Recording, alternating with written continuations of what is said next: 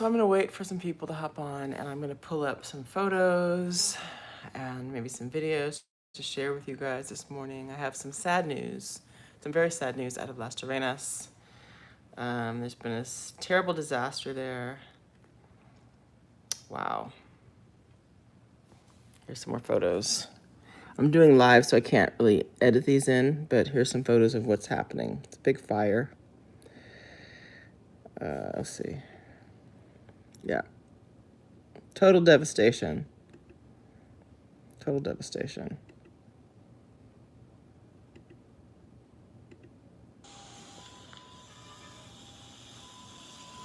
So early this morning.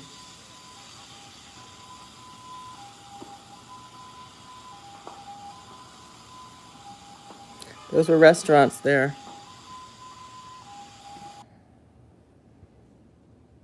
That's when it was starting.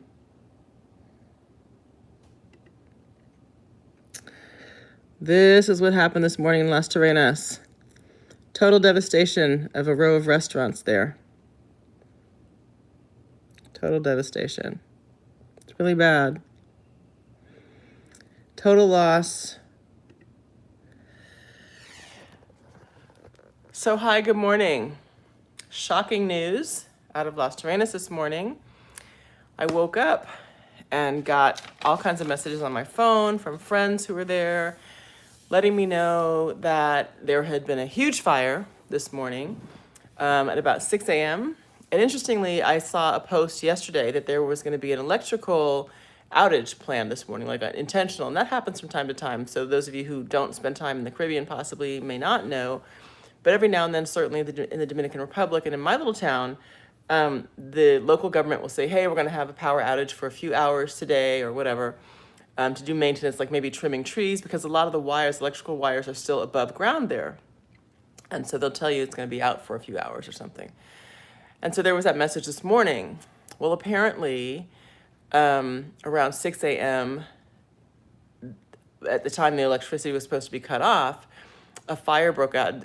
I've heard a number of different things. Supposedly that there was an electrical problem at this row of beachfront restaurants that I just showed you. Beachfront restaurants. It's called Pueblo de Pescadores in Las Terrenas. Very popular little area of about maybe 10 or so restaurants there, all different types of, seafood and Italian food and French and whatever. And that there was some electrical problem in one of the restaurants as a result of the outage. Like, I don't know, but that, everything went up in flames, and that no fire truck arrived on the scene for over an hour, like an hour and a half. And I've heard that now from several people. I talked to someone who's got friends there, and one of my friends is actually one of the owners of one of the restaurants there, and I messaged him, and I was like, oh my God, I'm so sorry, whatever, and I'm sure you're inundated, and I didn't expect to hear back from him for days, right, because of all this. And he messaged me back, shockingly, and said that actually they were meeting with insurance people and lawyers and the other owners. So at least there's some immediate response from that side of things. But that in terms of the emergency services, as I said, I've heard from a number of people now that there was no fire truck on the scene for well over an hour. And by the time the fire truck got there, and it was one truck, and it's like 10 restaurants, ablaze, not all at once, but quickly, that it was just too late. They couldn't contain it. And I've seen videos of like a big, like those, what do they call those bulldozer trucks that like pull things down, has a claw, and it pulls stuff down, that it was like trying to pull apart some of the burning flames from one building that was still remaining, the last restaurant that was still remaining, and wasn't able to salvage it. But then I've also seen videos from the beach where some people were able to get into some of the restaurants and like pull out furniture, and I saw like a grill on the sand and things like that. So there were people who were trying to salvage some things, but essentially it's a total loss. And this is prime beachfront property. It is owned by the government. This land is owned by the government. It is not allowed to be purchased by individuals. However, they can have long-term leases. And so that's what was happening there. So, and my understanding also is that it's not the first time that this property has burned down. And of course they'll rebuild. But I honestly, after feeling like, oh no, how terrible, and I say, is everyone okay? I suspected a little foul play, I have to say. Maybe that's just me, but I suspected a little foul play even though they said, yeah, there was this electrical thing, like, well, I don't know. There's a lot of development going on in Las Terrenas right now. It's a very hot place to be. When I say hot, I mean like popular, lots of interest in the area. And my son still blames me. He's like, Mom, you told everybody, you let the cat out of the bag, basically. You told the secret. And so now it's not just me, right? There are thousands of people who have watched my channel and, are aware of Las Terrenas as a result, but certainly there are other ways of finding out. So, but I'm saying that there's just a lot of interest and development, and the prices are going up. And so, I don't know. I wouldn't totally rule out foul play. But again, I don't know. It could have totally just been a horrible electrical disaster that happened. In any event, people's lives have been utterly changed. The employees, you imagine they now have no jobs. And not just like the workers, like the cooks and the servers, but there's a whole business there now. It's like Uber Eats, essentially. And, little motorcycle drivers who, did a lot of business driving back and forth to those restaurants delivering food. And so that's all wiped out. There are other restaurants in town, but that's wiped out a huge segment of the business for those folks as well. So devastating news this morning out of Las Terrenas. And I have to tell you that emergency services, for those of you who are thinking about relocating, not just to the DR, but any type of Caribbean island or any place else, make sure you find out about, what are the emergency services like in this area? Because I will tell you, some of you may have seen the video I did a while ago about Francisco, the man I saw have that quad accident. He ran into a tree on a quad. It's like a four-wheeler, little, like a buggy kind of thing that many, many people use to get around town. Tourists all the time rent them. They're very dangerous. I've ridden them. I think they're fun, but they're dangerous because the balance is not great. And I sat there and watched this man he didn't die on the spot, but I got a message from one of his friends within an hour after they finally came and got him, they died. It took the ambulance about an hour to come and get him. And now this is the same thing they're saying about the fire truck. So, I don't know what's going on with emergency services. The police department is right across from where this whole fire occurred this morning. So someone had to know, right? I'm sure people who live right there were calling. What took so long? I've heard that the fire truck, the one fire truck, I guess, that Las Terrenas had, was not operable, had some type of problem with it. So they had to call into another town 40 minutes away, up the hill and over the hill, 40 minutes away to get a fire truck. What the hell is that? So ambulances, emergency services, those of you who are thinking about, what's the healthcare like? What if something happens?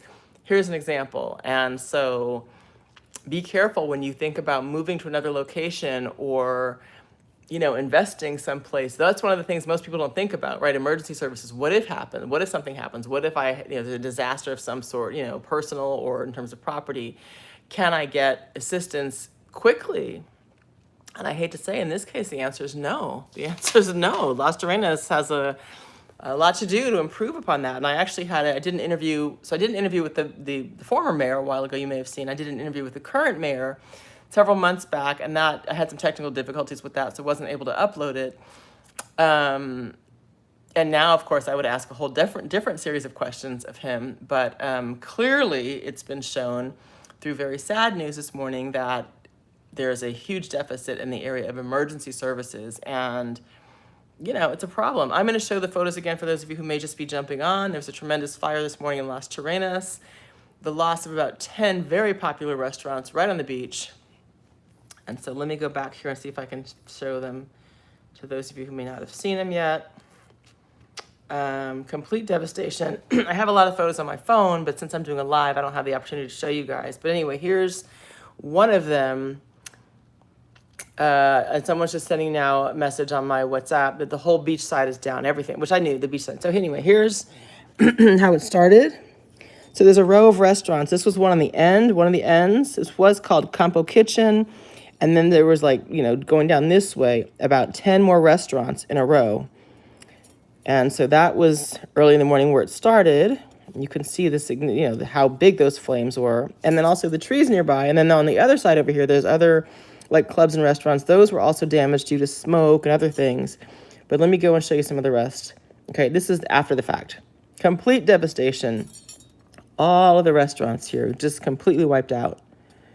And still burning, you see? And of course, that's the beach in the background. So prime property, which is why I thought, is there another story behind this that's going on? I don't know. And you see someone's able to be here, like, where's the fire truck? This is not roped off. I mean, eventually that happened, but not for a long, long time. A lot of smoke damage, a lot of flying debris. Here's a fireman finally got there. I don't know what time this was. Let's see. I can't tell from this photo right now. I'll have to share that later maybe. But you see all these wires? Look how dangerous that is. So in Las Terrenas, a lot of the wires and a lot of these small towns and countries, the wiring, the electricity is still above ground. They have not gotten to the point where this stuff has been, it's subterranean. So huge damage. I mean, huge risk and, terrible hazard with that as well. So I don't know, but you see wires everywhere. Look at this. And this is not just in this place. This is all over town, I can tell you for sure. And here's a video. Still burning. Look at that. This was just that red restaurant that you saw a minute ago. That's this one. It was burning. This was the one, the first picture you saw, the red restaurant. That's what that was. And all of these down here, just totally gone. Totally gone. It's a shame.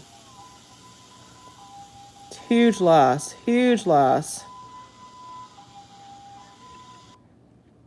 That's the beginning, and so you can see what was there, some of the row of restaurants.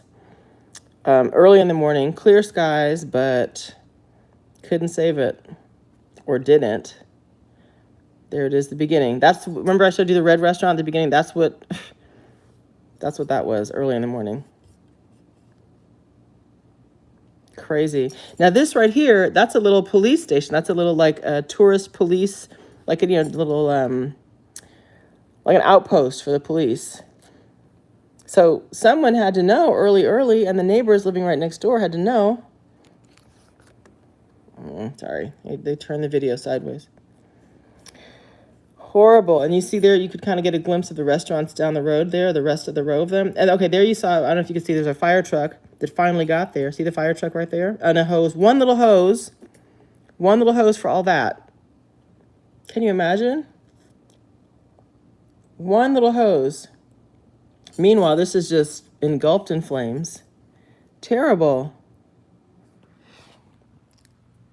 Very unsafe, especially for families. There has to be, absolutely. That's what I'm telling you guys. It's like, investment, yeah, but be careful where you invest. Be careful. So look, this thing, here's more of this. You can see the fire truck better now. And the one,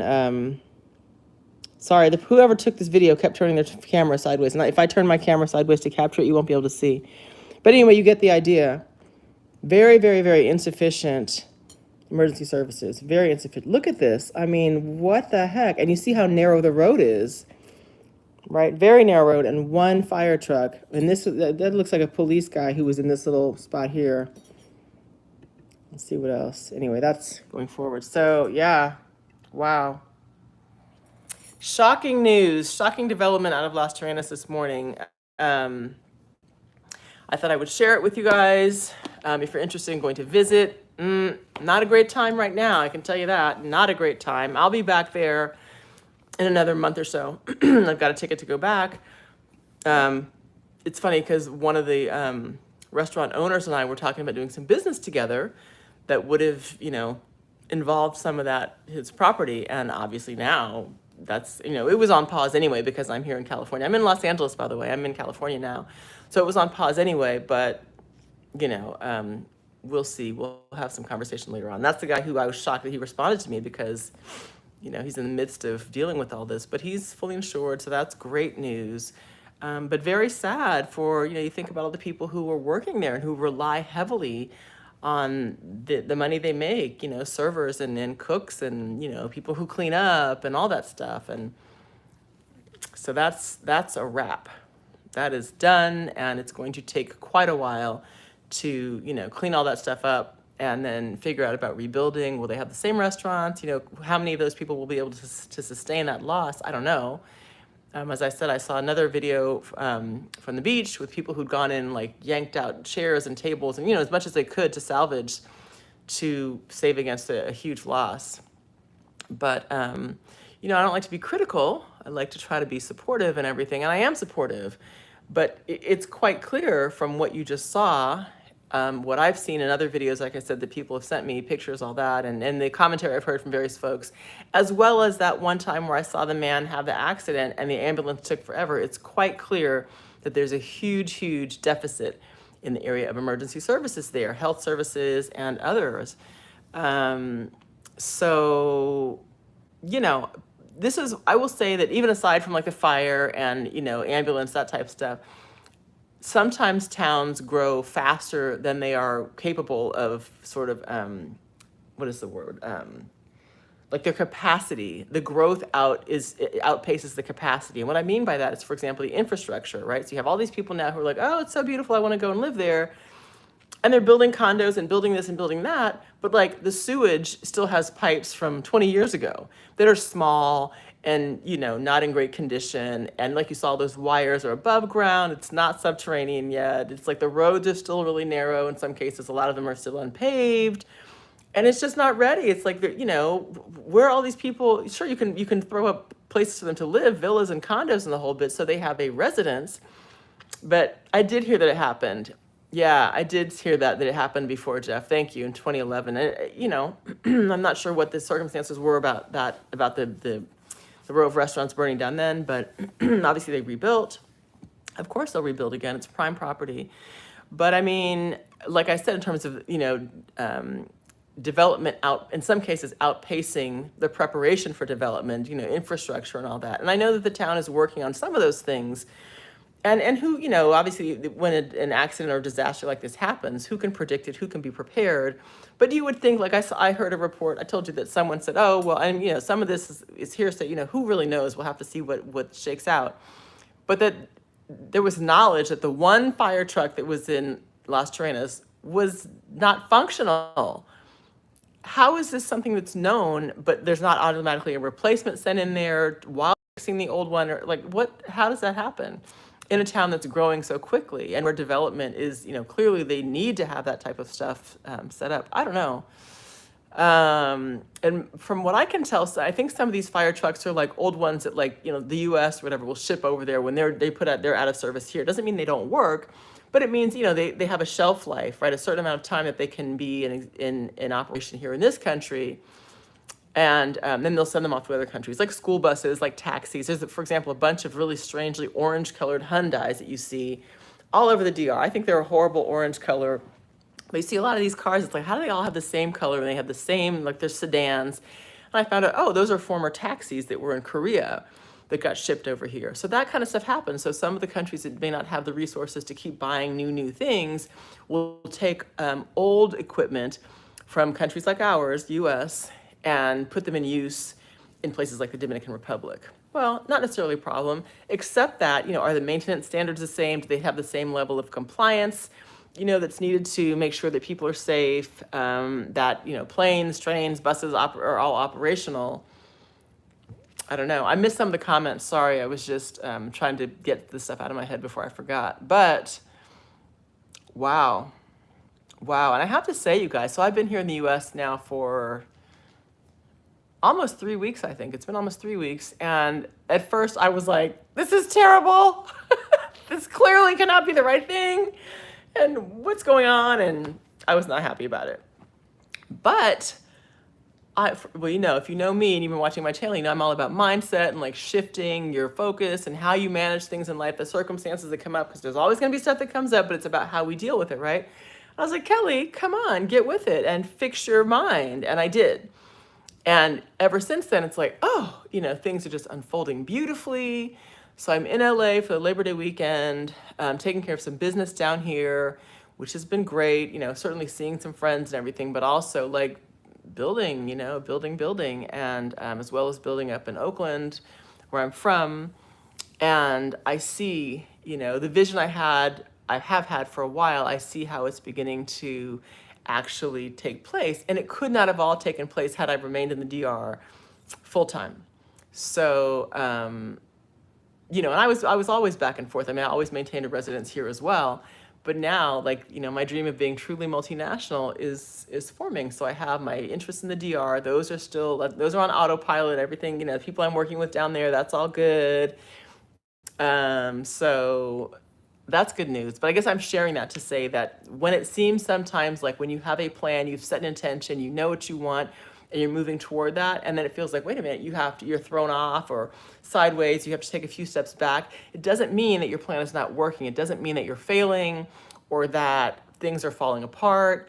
Frankly, sometimes it means that things are coming together, right? They have to come apart in a certain way to be put back together in the way that we envision, and possibly even better than we envision. So I'm feeling really great. My son's doing really well. For those of you who've written and commented about that, thank you so much. Thank you for those who've offered the support and the kudos for like, yay, good for you, Mom, for supporting your son. Absolutely. He's so happy and he's thriving. I am a little nervous because the school has reported a number of cases of COVID, and the whole COVID thing is very different here. It's super, people are way uptight, and, the living here is different from, when we were in the DR, spending time there, where it was like free and easy breezy, and, people really weren't freaked out about it. Very different situation here. And so I do watch him and make sure he's okay, because, he tends to get bronchial issues when has a cold or something. His really affects him in his pulmonary system. So I'm very careful about, having him here in this environment. And I had already said, like, if we have to bounce up out of here to make sure he's okay, I'll do what I have to do. But so far, everything's really good. He's really happy. He's learning to play the saxophone now. So in addition to piano lessons, which he'll have in French from his teacher from the DR, we'll be doing that virtually. He's also going to do saxophone through his school. I'm in Los Angeles right now. And so he'll be keeping up with his French. He's in a Spanish bilingual school here. So he's doing like geometry in Spanish and his humanities, social studies stuff in Spanish. And so it's great. He's doing basketball and golf and all the things. So he's thriving. He's doing fine. I'm doing really well too. I'm connecting with some people. And, as I said, some new business development things here are happening. So it's all good. My job started at the law school again, and you just have to trust the process. You have to trust the process, you guys. So even for like these people who have lost businesses in Las Terrenas this morning, I'm sure that people are probably crying and like, what are we going to do? And all this kind of panic and, devastation. You have an emotional reaction, understandably, to that. But I would offer to those people that it doesn't mean that everything is over and done and falling apart, right? That it's a complete loss. And in that sense of the word, it means that there's another opportunity opening up. And just like when the pandemic hit and people were like, oh no, it's certain, horrific news and it's going to be all bad. It's like, actually, there are always silver linings in the midst of, what looks like something really, really bad. If you can kind of step back, you may have your initial reaction, then you step back and go, wait a minute, what's the bigger picture here? What's the bigger picture? There's something good comes out of it. DR sad without me. Well, thank you. I've gotten a lot of love from people down there who are like, when are you coming back? We miss you. And, so I'll be back. Sometimes you have to pull yourself away, though, so that you can be missed, right? So the value of who I am and what I offer is apparent. So, but you know what? My people here miss me too, and they're very happy to see me. I spent last night with a couple of wonderful friends, a guy I hadn't seen in a long time, and he just bought a new place and, is doing really well, and a couple of friends up north, so I have friends here too. I've been a part of this California community all my life, pretty much. And so it was important to come back and maintain these relationships as well. One of my best friends here lost her mother recently, and I wasn't here, like my best friend from college. And so I'll be happy to see her and spend some time. I've got a lot of really old, good friends. I spent my early 20s in Los Angeles. It was super fun in the entertainment industry. I guess I'll share this for those of you who don't know. I was in a Spike Lee movie way back when called School Days, and that opened up a lot. And I worked at a record company, and and I was also this beautiful young 20-something-year-old out here. So I had a lot of fun in Los Angeles back then, and I made a lot of good friends. I had friends also, like I said, from college and other places. So I had that, but then I had the entree to the entertainment industry and I began to work in it. And that's actually what led to me going to law school. So I love LA. I have a great time whenever I come here. So it's always good to be back for me. I don't know that would I live for? I could have a place in LA. Hollywood Hills, for sure. We were up in the Hollywood Hills last night for a bit, and that was awesome. So, life is just a continuum. It's like, you can't get too. I know, Zoe. I know, Zoe. I'm seeing the comment about Pueblo Pescadores. Yeah, it is. It's so sad. It's so sad. But that's what I'm saying is that life is a continuum. We don't get stuck in any one place. And even sometimes when things look disastrous and like everything's falling apart, sometimes things have to fall apart to come back together in another way. So that's what I'm wishing for the people in Las Terrenas and any place else in the world, right? I mean, there's a lot of things happening all over the world, all kinds of tragedies and crazy shit going on, from Texas to Afghanistan to the streets where you and I live. I mean, it's everywhere. It's outside of the door. I tell you, when I came back to California, I was like, Oakland, I was like, this looks terrible here. It's like a war zone and homelessness like crazy. And, but sometimes I think our systems have to begin to crumble for us to get it together and fix them again. And I don't mean like it's our fault, for example, with Las Terrenas or any of the things that are happening. I mean, but it's like, well, collectively is, collective consciousness. What are we creating in this world? What are we as humans creating? If you believe, as I do, if you believe that your thoughts create your world, so if you wake up every day and you're grouchy and you have negative thoughts and then you have negative experiences, well, you're a part of that. Or if you feel stuck in a situation in your life and you keep on complaining and complaining and complaining and complaining, I hate my job, I hate my job, I hate my job, but you're not changing it, then you're part of it, right? And imagine if that happens on the scale of one person, if we collectively as humanity are against one another and not taking care of the planet, not taking care of each other, and just on a massive schedule, not schedule, a massive, what am I trying to say? Like with billions of people or millions of people having these thoughts, those thoughts have energy, and so we are part of what is creating what we see happening, playing out in our lives, individually, in our families, and around the world. So if we begin to shift and think about what can we do to improve what looks like even a horrible situation, genocide and fires and people's rights being eroded, if we begin to think about how can we stop this from happening, how can I just as an individual be a part of something better, right? You don't have to solve the world's problems. I think sometimes we get caught up in trying to solve, how do we end hunger? How do we end, abuse against women? How do we end, corruption in government? Well, that's a big thing to tackle. But if you start in your world, how can I be a kinder person? How can I be more honest in my business dealings? How can I be, how can I not complain about what I don't like, but rather look for something that is solution oriented? And we teach that to our children and we practice that where we work and we just, what I'm saying? I think then that begins to catch on and those thoughts begin to create different results. So yes, Zoe, it is really sad what's happening there. But I firmly believe that the rebuild is going to provide opportunities for people to come together in a better way and maybe make something that's going to be even more beneficial for the town, And so I'm really sorry to see the loss that has occurred. And I feel for the people who are really dependent. I mean, the owners, sure, if they have insurance, it's sad, but it's not as sad necessarily as for the people who, a chef or a waitress, for example, or someone who cleans the bathrooms and like they're out of work. And you know how it is in Las Terrenas. There's like, especially for locals, work is hard to come by. But I think if we hold the vision and hold the thoughts of like, oh wait, there's an opportunity embedded in this somehow, there's an opportunity here, that can be something that makes a positive difference. So, and as I said, I tried to think that when I came back from the DR back to California, I was like, oh, this is terrible. And, that's my happy place there. And I feel really good. And then it's like, well, wait a minute. And it's funny because since I've left, I've seen different things. I've been aware of different things that have happened. That glass half full, of course. Look, if you're going to have a glass, you might as well imagine that it's half full, right? It changes everything. How you perceive things changes everything. But when I came back, I realized that there were certain things happening there that it was like, it's a good time for me not to be in Las Terrenas right now so that I can focus on what the seeds I need to plant here now. My seeds there are growing. I'm good, right? That's going to be taken care of. I will be back there in November. For the record, I have my ticket. I had a ticket for August. I switched it. I was going to go in September, then October. But I'm doing some different things here now.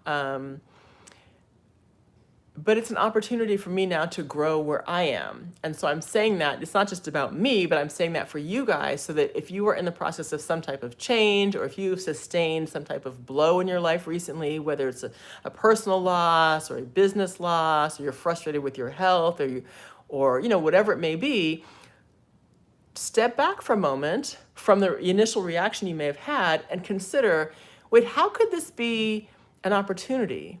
Right? What can I see that is good in this? If you lost a person, like a family member, and you're sad because someone has died, of course you feel that. But instead of, necessarily just always focusing on the loss, remember what was great. Maybe that person left you with some amazing life lessons. Maybe that person dropped some serious wisdom on you that you can then share with other people in your life. Maybe it's something that you can apply to how they lived, good or bad. Someone who didn't take care of themselves, and you're like, wow, I'm really sorry that happened. But now I'm more committed than ever to taking care of myself physically, mentally, right? If we're not okay as individuals, what good are we going to be to help anybody else in the world and the world at large, right? So even with my child, I love my child, as much as I possibly can. But I am my first priority. If I'm not okay, how can I make sure he's okay, right?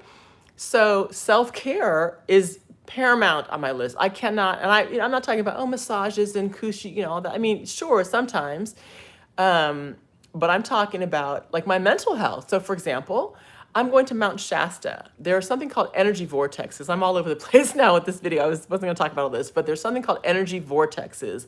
Look it up if you want to. And it's places on the earth where there tend to be sacred sites. So like the pyramids in Egypt, Machu Picchu in Peru, Stonehenge in England, Sedona, Arizona in the US, where there are just centers where something about the electromagnetic energy of the earth is very, very, very strong. And people have, over time have said they're perhaps like some, I don't want to say strange, but interesting occurrences have happened there. They may be sacred sites. Anyway, so there's a place in California, not far from where I live, up north, called Mount Shasta. And it has been recognized for a long, long time by Native Americans as being someplace that's very sacred, highly, highly spiritual. People go there from all over the world to have these different experiences and all that. And since I'm not in the DR where I could naturally feel connected to the earth and the beauty and everything, and I'm in like the US and all the weirdness here, I was like, where can I go? There's got to be someplace where I can go get a dose of that. I didn't know, but I was like, I know there's something near me. Well, sure enough, I looked it up, Mount Shasta. So I'm going to Mount Shasta next month to just, I'm going to do a tour of the mountain where they have certain portals and energy, like special energy, like areas that are supposed to be, super sensitive and like, I don't know, conducive to people. I've heard people say, or read basically that people say they've had like instant manifestations or improvements in their health or great insights about things that were really troubling them for a long time. So wherever you are, find what works, find the silver lining. So I'm not in the DR right now. Well, rather than being pissed off or lamenting or feeling like somehow that's a step back, let me go, wait a minute, what's really going on here? No, this is a step, like a sideways step or whatever it is to continue through my journey. So I said in another video, it's like being in the birth canal. Absolutely, I feel that way. That leaving the DR was like, I went down there and I built something. I built a foundation. I built a community. I helped a lot of other people build what they now are working with and thriving with. And so I did a lot of good work. And then I felt myself kind of pulling back from like a lot of my social life and different things. I was like, I just felt like something was changing. I wasn't really sure what was going on, but I went with it. So I allowed myself to just kind of stay in the house a lot and just, begin to notice people differently and see like who's really, like, what are people, who's about what? And I saw some things in some people that it's like, okay, who's really like down for you, Kelly? And not like in a, well, kind of negative way. I mean, I saw some things I was like, people's energy I felt was like not necessarily the energy that I wanted to really remain around. And so I just made certain decisions and moved differently instead of just like, it's fun out here. I did that. That was great. But my focus shifted, and I noticed that not long after that, the whole thing was just changing. So when the California move came up, it was like I said, initially I was like, no, wow, I don't want to go back. Why do I have to leave? And then when I kind of got a hold of myself and said, come on now, you know how to handle this. Where's find what's really going on. What's happening here? And at the same time, I was seeing like repeating numbers and like signs and things like this is, God is holding you. You are being transported to what you want. You said you wanted these things. I've been writing in my journal and like, manifesting. And it's like, it's happening. Trust the process. I'll give you another example. Many years ago, I lived in Atlanta in the US in the South. And I worked for the city of Atlanta actually. And we would park our cars in a parking lot off-site. I worked actually in City Hall, in the main City Hall building. Well, there's no parking right there, so there was a parking lot off-site.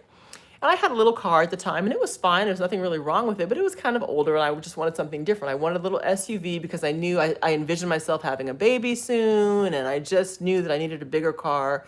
I knew what I wanted. I wanted like a Range Rover or a little X5 BMW. I wanted something cute.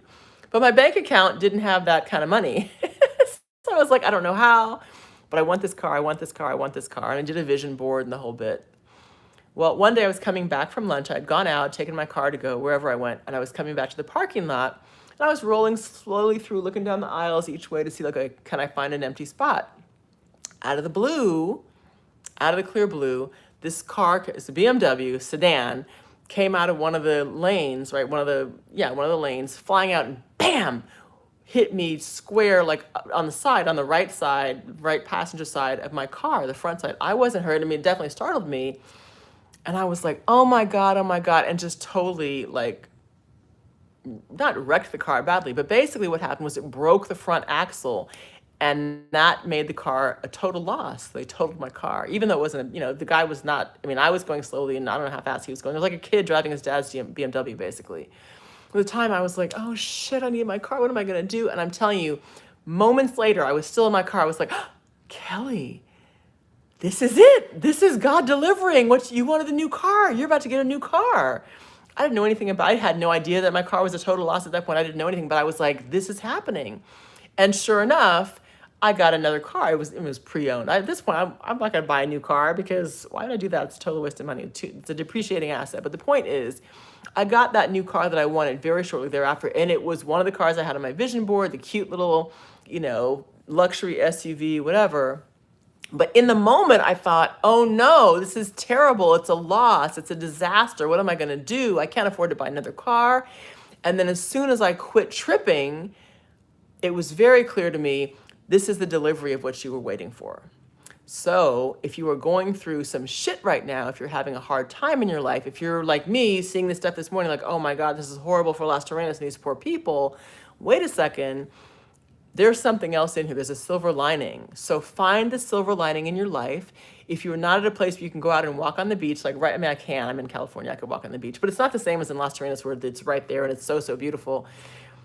Go stand in someplace in a plot of dirt, in a garden, in a park, and if you can, take off your shoes, let your feet actually touch the earth and absorb the electromagnetic energy. There is power in that. There is healing in that. Nature is very healing. If you can't do that, open up your windows, let some of that fresh air in, look at the sky, look at the trees. Seriously, people, this may sound like woo, woo, woo, but it is true. And I went on a walk. I posted a picture on my community page a while back about me. I was on a hike actually up in the Oakland Hills, just hiking through all this beautiful nature. Cause I was like, I could feel, I'm like, I need to get in nature. I need to get in nature. Cause I was feeling kind of stressed out about being back here. And I went on a hike and I could have taken off my shoes, but I didn't want to take off my shoes. It was all dirty and bumpy and everything. But I was like, I need to connect with the earth. It's like one thing to be out here in nature. That was beautiful. But I wanted to physically touch something.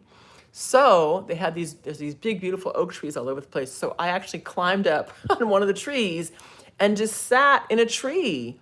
I was a straight up tree hugger, you guys. And I leaned back. The picture's like me leaning back like this on this tree because I wanted to feel the energy, the life force of this tree connecting with my body. Now, some of you guys may be like, you are crazy, girl. And you can think that. But I know that there is energy in the earth, there is energy in these life forces out here that we may take for granted. You drive by every day and you see these beautiful areas where you live, or there's a mountain nearby, or there's a park nearby, or there's some lovely trees in your backyard. I don't know, but that is an offering for you. That's an opportunity to go and sit there and just be next to it and feel it. Listen to the birds that are singing. Listen to that, right? If you have the opportunity to hear some wind rustling through the leaves, all that kind of stuff is healing. And so, and I say that because sometimes we need healing like on a really deep, like personal level.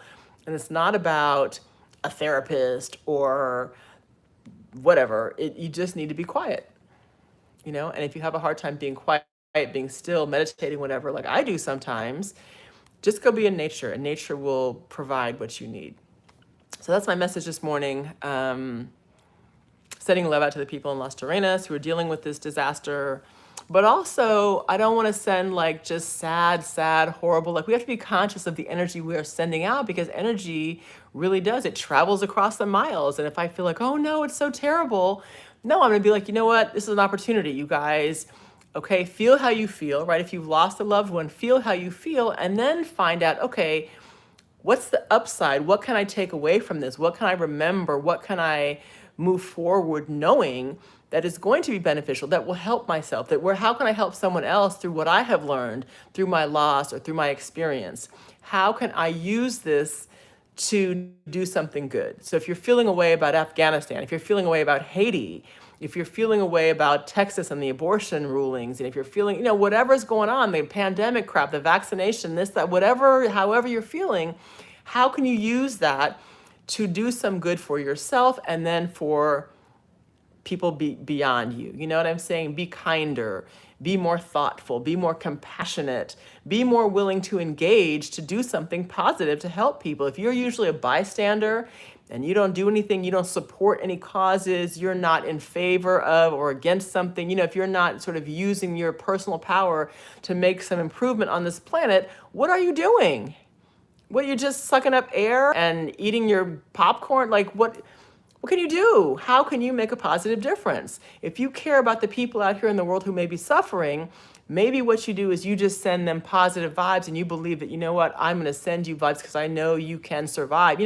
Instead of like, oh, this is so terrible, send something positive. If you want to send money, send money. If you want to go to a place and put hands on and help and build a house for Habitat for Humanity, whatever, do something. Do something. What am I doing? Well, I do a lot of different things. I help people directly. I do offer money to organizations.